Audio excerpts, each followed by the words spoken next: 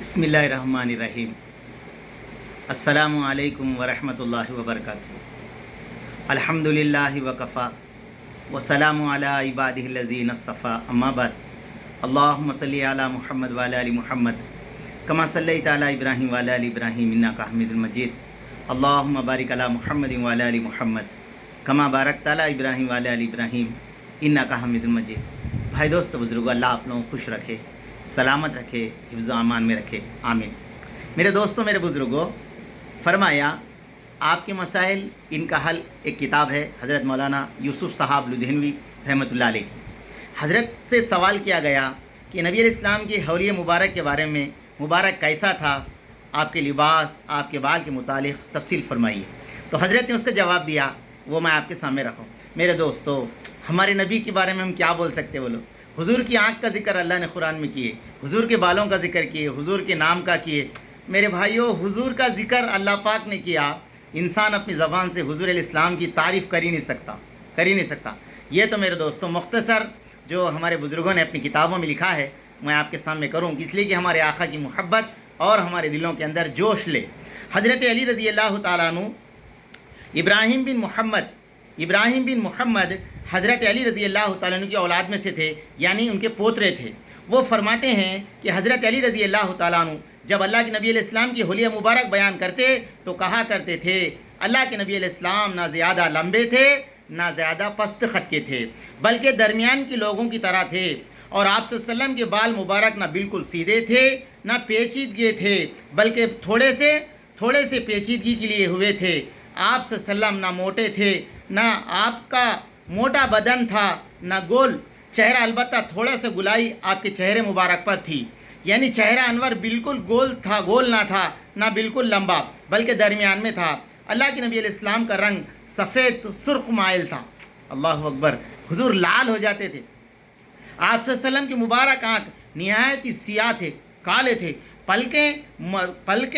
پلکے دار بدن کے جوڑوں کی ملنے کی ہڈی موٹی تھی، مثلاً کونیاں، گھٹنے اور ایسے دنوں میں موڑوں کے درمیان جگہ بھی موٹا اور گوشت بھی تھا۔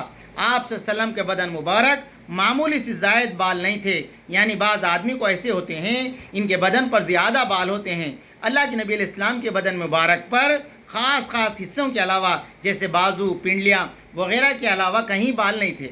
آپ علیہ السلام کے سینے مبارک سے ناف تک بالوں کی ایک لکیر تھی، سینے مبارک سے لے کے ناف تک ایک بالوں کی لکیر تھی۔ آپ علیہ السلام کا ہاتھ قدم مبارک پر گوشت تھا۔ آپ صلی اللہ علیہ وسلم کے ہاتھ اور قدم مبارک پر گوشت تھا۔ جب آپ علیہ السلام تشریف لے جاتے تو قدموں کو قوت سے اٹھاتے، جب چلتے تو حضور قوت سے اٹھاتے، گویا کہ پست کی طرف جا رہے ہیں۔ جب آپ علیہ السلام کسی طرح توجہ فرماتے، پورا بدن مبارک کے ساتھ توجہ فرماتے، یعنی گردن پھیر کر کسی کی طرف متوجہ نہیں ہوتے، اسی لیے دوسری طرف لاپرواہی ظاہر ہو، اور بعض اوقات متکبرانہ حالات ہوتی ہے، اور بلکہ سینے سمیت کی طرف متوجہ فرماتے۔ بعض علماء نے ان کی آنکھوں سے نہیں ملاحظہ فرمایا، مگر مطلب یہ نہیں کہ آپ صلی اللہ علیہ وسلم، آپ علیہ السلام کے مبارک شانوں کے درمیان مہر نبوت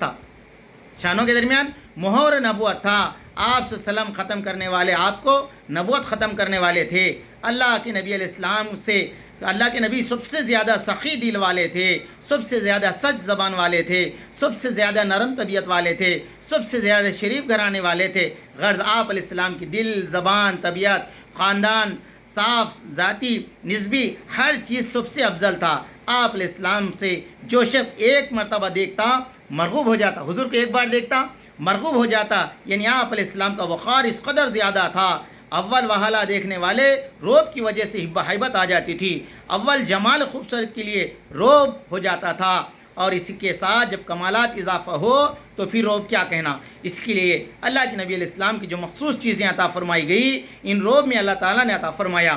البتہ جو شخص پہچان کر مل جل کر کرتا، آپ کے اخلاق کریمہ صاف کو بیان کرتا، محبوب بنا لیتے۔ آپ علیہ السلام حلیہ بیان کرنا صرف یہ کہتے ہیں، میں نے آپ علیہ السلام کے جیسا با جمال با کمال آپ صلی اللہ علیہ وسلم سے پہلے دیکھا نہ بعد میں دیکھا۔